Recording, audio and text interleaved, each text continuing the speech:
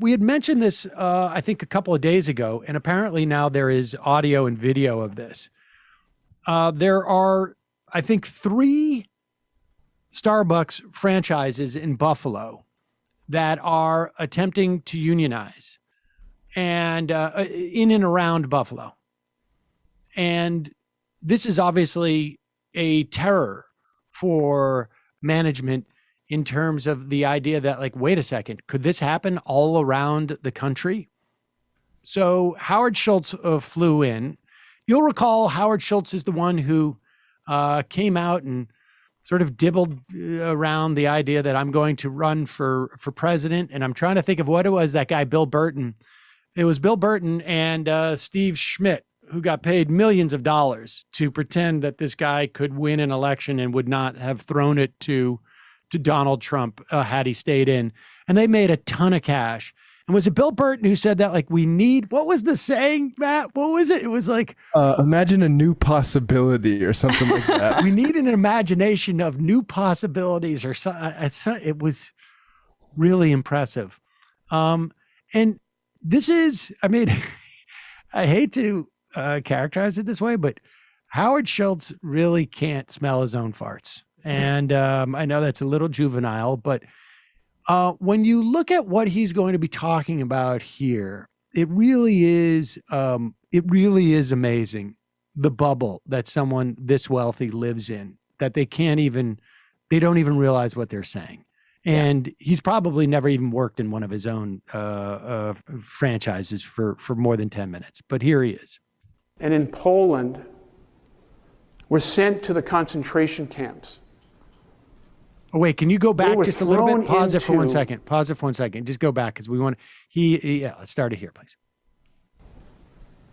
That when people in Germany and in Poland were sent to the concentration camps, they were thrown into rail cars. And sometimes the journey was 8 hours, 10 hours, 15 hours, no light, no water, no food. And when they arrived at the camps, the rail cars were slammed open. And you could hear that metal door just right against the cold weather. Men were separated from women, and women were separated from children. Pause it. And one I just want to make it clear what this is. It's Schultz basically talking to would-be union workers. This is a captive audience meeting. Yeah. I mean, this is not like some type of I don't know, conference where people share their stories of the Holocaust. No. I just want to make this clear. He is building up to why people shouldn't unionize in his shops. They have to be there. And he can't explicitly say that, essentially, right? Yeah. And so he has to make it this pablum. A little bit more context is this was a story told to him by a rabbi in Israel. Right. He thought he should share with his workers. So. Yeah. Right. And he really remembered all the details, I guess, there. Now, just to be clear, he is not about to say it's better to work at Starbucks than it is to be transported by train in Nazi Germany. I just want to make that clear. Wow. Continue. Yeah. Should be implied, but. Men were separated from women, and women were separated from children. And one person for every 6 was given a blanket. 1 blanket for every 6 people. And the person who got the blanket had to decide what to do with this blanket that I have for myself. And not everyone, but most people shared their blanket with 5 other people.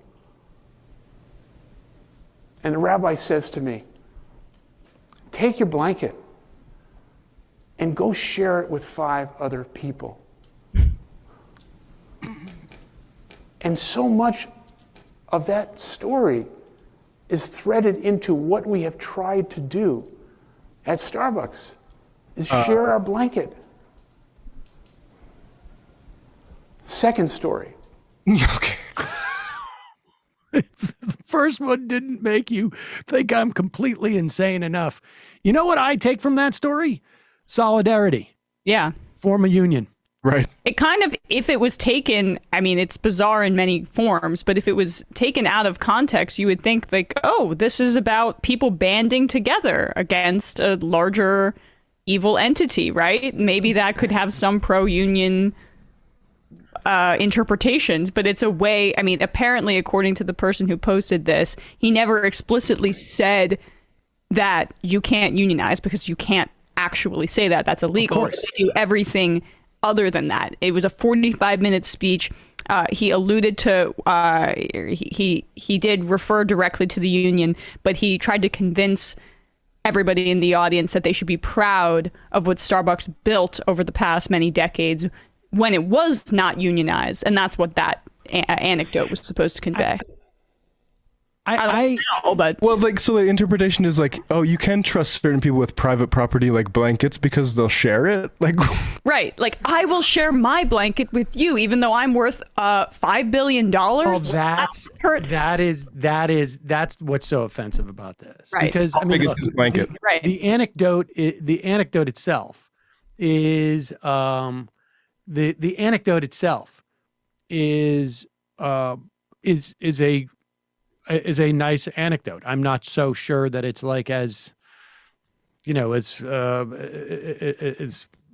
don't know, as Not relevant. as romantic. But the point being is that the idea that this enterprise, this profit-making enterprise that has made him a billionaire, is really set up on the foundation of we are all suffering. We're all suffering, and we need to share. Like, who is the person in his anecdote? Like you say, is Schultz the guy who's sharing his blanket? Is he really sharing his blanket, or is he sharing, you know, like one tiny, tiny, tiny thread from that blanket? No, he's the one hoarding people's blankets, and when they're sleeping or when they're in the bathroom, stealing them to stitch them together to make an even thicker blanket for himself. He has But he's leaving a couple of threads of the blanket, and then just amassing a much bigger blanket. scraps, yeah. We do have this quote, by the way.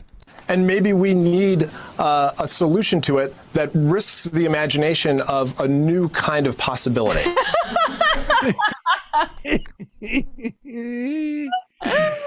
Oh my God. And the other thing about this that's amazing is that this obviously was not shot by someone on their, this was shot by the company. Starbucks. Yeah. Like, they're like, this is going to be great because if there are future attempts to unionize, Howard may not even have to show up and tell this story again. We can just distribute it. Unbelievable. And I do the visual of all of them wearing masks as a captive audience while he stands in the center and addresses them all. And like, I'm old enough to remember that there used to be a big talking point that Starbucks was an ethical multi-billion-dollar corporation and that you can look to them for corporate governance that treats people right. Okay. As they union bust. That's like how naive that nonsense was. Howard, we want you to wear the cardigan. It just makes you look like you're not a billionaire. I think it's a good one. I think that I would go with the cardigan. Not the cashmere one. The other one. Exactly. Yeah. I don't have any non-cashmere cardigans. Just go to Men's Warehouse and pick me out a cardigan.